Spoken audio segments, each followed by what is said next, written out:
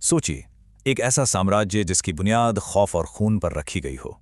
आज के हमारे इस ऐतिहासिक विश्लेषण में हम दिल्ली सल्तनत के एक बेहद स्याह, बिल्कुल किसी डार्क सिनेमाई थ्रिलर जैसे पन्ने को पलटने वाले हैं। हम बात करेंगे एक बेहद क्रूर सुल्तान और उसके सबसे चहेते सेनापति की। एक ऐसा खतरनाक रिश्ता जिसने पूरे इतिहास की दिशा ही बदल कर रख दी। मेरी हवस ने मुझे बर्बाद कर दिया। सुनकर रोंगटे खड़े हो जाते हैं ना।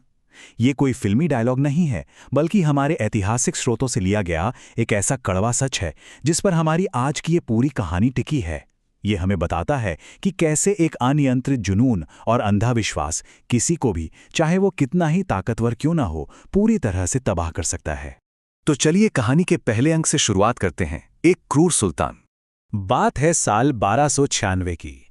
कड़ा मानिकपुर में गंगा का किनारा, जहां सत्ता की भूख ने सारे रिश्ते तार तार कर दिए।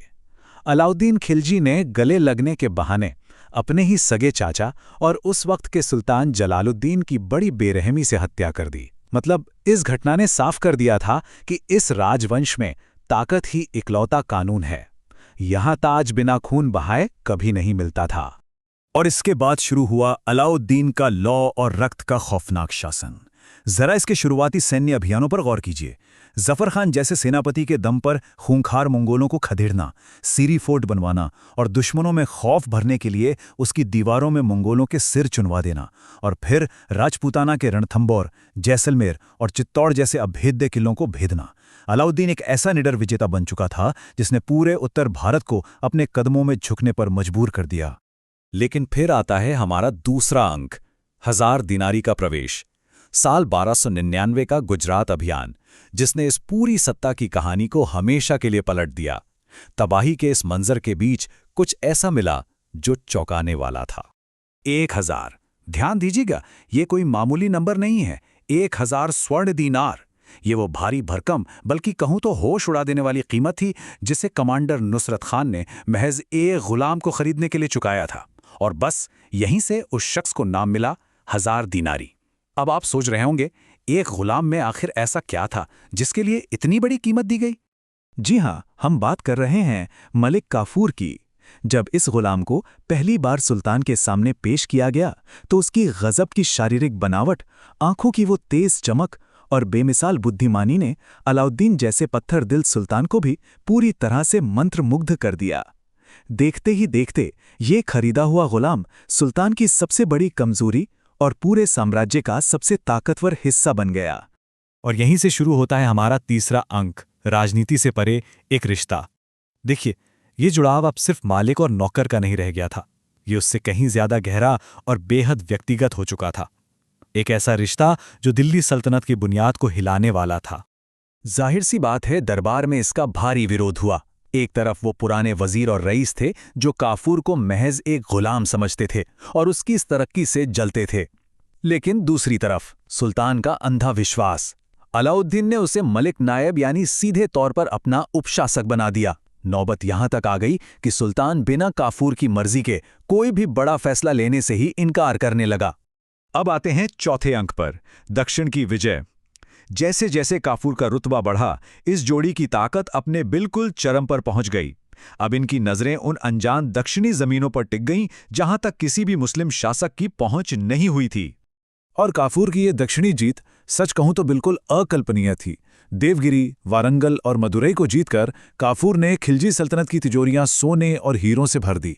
पता है, इतिहास का वो मशहूर कोहिनूर हीरा भी वारंगल की जीत के बाद ही सुल्तान के पास पहुंचा था। इन जीतों ने काफूर को साम्राज्य का सबसे अपरिहार्य, सबसे जरूरी इंसान बना दिया। लेकिन कहते हैं ना, हर चमकती चीज के पीछे एक गहरा अंधेरा होता है। अंक 5, डर और साजिशों का जाल।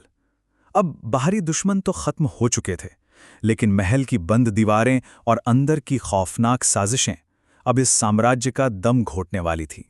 जरा इस कॉन्ट्रास्ट को देखिए। वो खूंखार शेर जिसने मंगोलों की आंधी को रोक दिया था, साल 1310 आते आते वो एक बेहद लाचार मरीज बन चुका था। सुल्तान को जलोदर यानी इडेमा नाम की गंभीर बीमारी ने जकड़ लिया।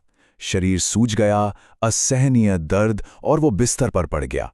वो निडर विजेता अब पूरी तरह से बेबस था और सिर्फ एक इंसान पर निर्भर था, मलिक काफूर पर। और बस इसी लाचारी का फायदा उठाकर काफूर ने अपना खौफनाक खेल शुरू किया। ये एक बिल्कुल step by step psychological thriller जैसा था। उसने सुल्तान के दिमाग में ये जहर घोला कि उसका अपना परिवार ही उसकी मौत की साजिश रच रहा है। बीमार सुल्तान को सबसे अलग थलग कर दिया, हरम के दरवाजे पूरी तरह से बंद करवा दिए और सबसे रूह कंपा देने वाला कदम, सुल्तान से ही फरमान जारी करवाकर असली वारिसों खिज्र खां और शादी खां को अंधा करवाकर कैद में डलवा दिया। और फिर आई 4 जनवरी 1316 की वो मनहूस तारीख। सुल्तान अलाउद्दीन ने अपनी आखिरी सांस ली, लेकिन उसकी मौत के साथ ही महल के गलियारों में ये फुसफुसाहटें तेज हो गईं कि क्या वाकई काफूर ने सुल्तान को जहर दिया था या जानबूझकर उसे सही दवा नहीं दी।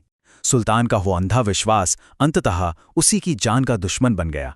सुल्तान की मौत के बाद जो हुआ वो इतिहास के सबसे तेजी से ढहने वाले साम्राज्यों की कहानी है। अंक 6, साम्राज्य का तेजी से पतन। विनाश की ये रफ्तार सच में हैरान करने वाली थी। देखिए, 1316 में सुल्तान मरा, काफूर ने एक 6 साल के बच्चे को कठपुतली बनाकर गद्दी पर बैठा दिया। लेकिन ये सत्ता सिर्फ 35 दिन चली। सुल्तान के वफादार अंगरक्षकों ने उसी महल में काफूर की हत्या कर दी और उसके महज 4 साल बाद 1320 में अलाउद्दीन के एक और बेटे मुबारक शाह को खुसरो खान ने मार डाला। बस खिलजी वंश का पूरी तरह से सफाया हो गया। जब ये कत्लेआम मचा था, तब सरहदों की रक्षा कर रहे गाजी मलिक ने दिल्ली की तरफ कूच किया। उसने गद्दी हड़पने वाले खुसरो खान को हराकर मौत के घाट उतार दिया। लेकिन जब वो महल में पहुंचा तो खिलजी वंश का कोई नाम लेवा, कोई भी वारिस जिंदा नहीं बचा था। और यहीं खिलजी साम्राज्य की इस राख से जन्म हुआ एक बिल्कुल नए राजवंश का, तुगलक वंश। तो इस पूरे विश्लेषण के अंत में एक सवाल जो हमारे जहन में गूंजता है, क्या एक ऐसा साम्राज्य जिसे दुनिया के सबसे क्रूर शासक ने सिर्फ अपनी तलवार और बेइंतहा खौफ के बल पर खड़ा किया था, वो बाहरी दुश्मनों से नहीं बल्कि अपनों के ही धोखे से तबाह होने के लिए अभिशप्त था? क्या अंधा जुनून और डर से राज करना अंततः खुद अपने ही विनाश की नींव रखना है? इस डार्क और सिनेमाई इतिहास से मिली ये सीख यकीनन हमें बहुत कुछ सोचने पर मजबूर कर देती है।